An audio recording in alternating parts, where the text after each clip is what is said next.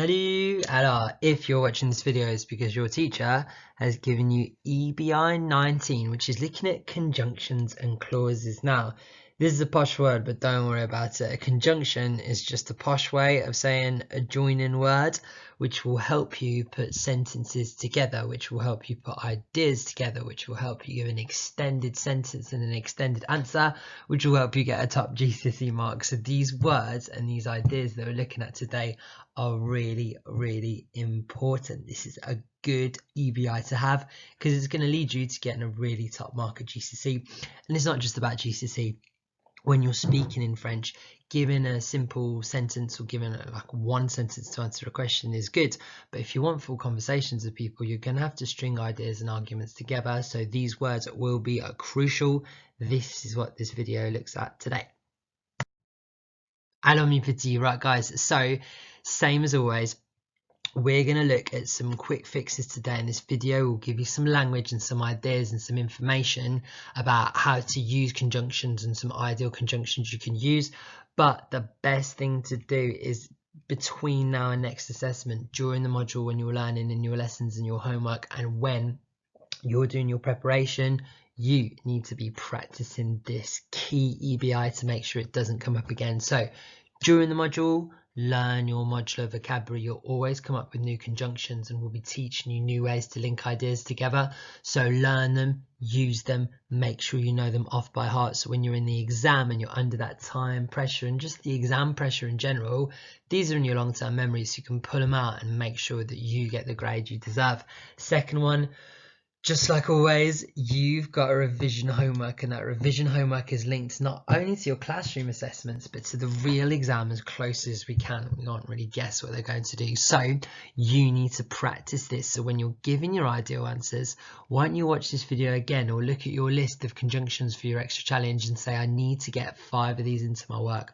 I'm going to use this, I'm going to use that, I'm going to link this together. It's in that revision where you're typing up your ideal answers and then you're practicing them and learning them and practicing them blind. That is where your GCSE grade is won and lost. This is something you're not doing, so make sure you're putting these in for the next few modules. Your extra challenge is this. These are the words you've not used. These are the things you need to do to improve. So when we look at some key vocab today, if you don't know any or you don't know the English, write the French. Get a post-it note, and on one side of it write the French, and then on the flip side of it, on the other side, write the English, and then stick it up somewhere. And when you're there, like stick it on by your mirror, you can look at all the English and see if you can name the French, or you can look at all the French and say you can name the English. And that way, every time you look in your mirror or you're in your room, you're practicing these, and that will get it in your full-time memory. It's like a little smiley face. That is what you need to do, guys. This is what it's all about. Alors, right guys, before looking at some useful conjunctions, 2 that come up today are going to confuse you. This is a tiny bit of A-level French. So we're going to look at qui and que, and I'm going to talk you through how to use these absolutely crucial words, which mean exactly the same thing. So for the first question, what do qui and que mean? I'll tell you in a second. They mean exactly the same, but you use them differently. So these 3 questions are absolutely key. I doubt you can answer these. Let's go into it. Right guys, so qui and que are 2 amazingly useful conjunctions that you will use. Look how many things they need. So in English we've got 4 different words where we use either qui or que in French. Which, who, whom, that, all of that is qui and que. Can you believe it? So they're really important words that you will need. They're exactly the same. They both mean all 4 of these things. So when to use each of them, I'm going to show you the proper way and explain it a bit. Then I'm going to give you a cheat. And to be honest, I really hope my French teachers don't see me teaching you this cheat, because they will be angry. So this is the first thing to do, and this is what you need to know. Qui, you use it when you want to say which, who, whom, or that, if it's the subject in a sentence. Okay, so the subject is the thing doing the verb. Here's a nice example about me. So, Mr. Ennis est quelqu'un qui est intelligent. So, Mr. Ennis is someone who is intelligent. I'm the subject of this because I'm the one doing the verb. I am the one who is intelligent. So, when I want to say someone who, I need to use qui, because this means me. Mr. Ennis est quelqu'un qui est intelligent. Mr. Ennis is someone who is intelligent. Okay, so Qui and que mean the same thing. You use qui when you want it to act as the subject. Now that's A-level French. Here's a little cheat. If you need to say which, who, whom, or that right before a verb, like I do here, here's my verb, then use qui. Then the next one, que, it means exactly the same thing, which, who, whom, that, but this time, que acts as the direct object in a sentence. So the subject is doing the verb, the object is the thing receiving the verb. So have a look at this one. Mr. Ennis est quelqu'un que j'admire beaucoup. Aren't they the same? So no, because I'm no longer the subject of this sentence. This person saying I admire a lot. It's so Mr. Ennis is someone that or which I admire a lot. This is the subject because this is the person doing the verb. They're admiring me. It's not the other way around. They're admiring my brilliance. I am the object. I'm the object that they are admiring. There we go. Probably my intelligence as well as my good looks. So, Mr. Ennis est quelqu'un que. So, qui for the subject, que for the object, or the cheat. And don't tell anyone I taught you this. Right before a verb, here's et, you use qui. If there's something in between the verb, like here, je is in between the verb, therefore I use que. That's the cheat. Doesn't matter if you're getting these the wrong way around. If in doubt, use either of them. The examiner won't mind. They'll be really impressed if you get qui and que correct, because this is a bit of A-level French.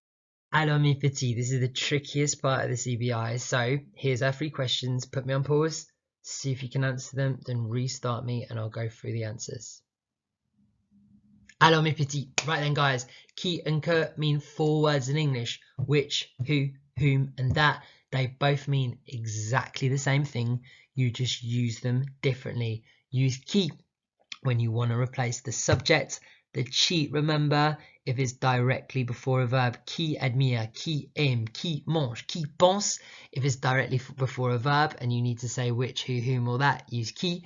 Use que if you want to replace the object. The cheat when not directly before a verb. Je pense que il est intelligent. I think that he is intelligent, because the he is there, it's not before a verb. That's the little cheat that should get you by for GCSE. This is the hardest bit of today, so if you're getting the hang of this, amazing. If you're not, it really doesn't matter. This is A-level French today. Let's have a look at some other conjunctions. Alors mes petits, ici dans la boîte bleue, j'ai 10 mots importants pour mettre les phrases ensemble en français. Ici, dans la boîte orange, j'ai la même chose, mais en anglais. Vous avez 3 minutes, que je pense que c'est assez généreux, ça. Alors, donc, vous avez 3 minutes. Le cible, c'est 5. Les mots ici sont difficiles, donc 5, c'est bien. 7, c'est très bien. 10 sur 10, là là. Alors, donc, ce qu'il faut faire, tu veux la paire entre le français et l'anglais. On a déjà fait qui et que. On sait que c'est which, that, who et whom. Donc, dans les cahiers, on peut écrire un numéro 1 et écrire la lettre pour moi, s'il vous plaît. Donc, 1, c'est G. Numéro 2, lorsque et quand. Qu'est-ce que ça veut dire en anglais? Trouvez la paire pour moi, s'il vous plaît. Vous avez 3 minutes. Put me on pause for 3 minutes. When you think you're ready for the answers, recommencez la vidéo. Bon courage, mes petits. On y va. Alors mes petits, right guys, if you listen to me now, you've had a go at this and you're ready for our answers. 5, 5, c'était le cible. Donc, on y va mes petits. Qui et que veut dire which, that, who and whom. It means all of those things. Alors, numéro 2, lorsque et quand, ce sont les synonymes. Ça veut dire when. Puisque, love this word, puisque. It's a great alternative to parce que as well. Ça veut dire c'est, seeing that or since. Puisque, really good word. Alors, numéro 4, si veut dire if. You can use that in a si clause in your GCSE. So it says like, what do you like doing at the weekend? Or what do you like doing normally on your holidays? You can say, s'il fait chaud, j'aime. Mais s'il pleut, je préfère. And it just put in something like that, that extra detail the examiner will love. This is what using these conjunctions is all about. Numéro 5, donc. You would have heard this a million times in lessons. Donc veut dire J, therefore, or so. A really good way to link ideas together, to put a full paragraph together. Numéro 6, U veut dire H, or. Ou bien is a nice one as well. It means or else. Not in like a threatening way, like do your EBI homework or else, like I would do. Is rather like, if I don't do that, I'd either do this Or else if I don't do that, I'll do this. Yeah, so this weekend I might go to the cinemas, ou bien s'il pleut, je vais au parc, quelque chose comme ça. U et U veut dire F, either or, car veut dire B, as or because. You can use puisque, car, parce que. Use all three, show the examiner your range. Et finalement, au lieu de means instead of. It literally means a lieu is a place, so it literally means in place of, and that's how you say instead of in French. But if you think about it in English, stead is an old word, an old English word for saying like stepping on something. So in the place of, in the step of, instead of. Same in French, au lieu de, in the place of. And you can use that to link ideas. So ma mère veut visiter ma grand-mère, mais je n'ai pas l'intention de faire ça avec mes week-end. Au lieu de visiter ma grand-mère, je vais visiter ma petite amie. There you go, better weekend. So this is what you need to use. These words will help you link ideas together and it will make your work more advanced for the examiner. You've got to know them inside out à l'inverse. So one more task for you. Voilà mes petits, dans les cahiers roses, il faut compléter la phrase. Voilà, compléter la phrase. Puis, encore une fois, j'ai changé l'ordre des mots en anglais dans la boîte orange. Donc, il faut trouver la paire entre le mot ici et le mot et l'anglais ici. Par exemple, le premier numéro 1, c'est qui, que. Et maintenant, ça c'est. Numéro 2, qu'est-ce que c'est? Trouver la paire. Put me on pause. Give yourself 3 more minutes. See how many you can match up. Encore une fois, hein? Le cible, c'est 5.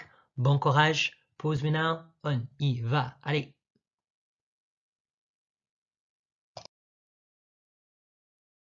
Alors mes petits, right guys, if you listen to me now, you've had a go at this.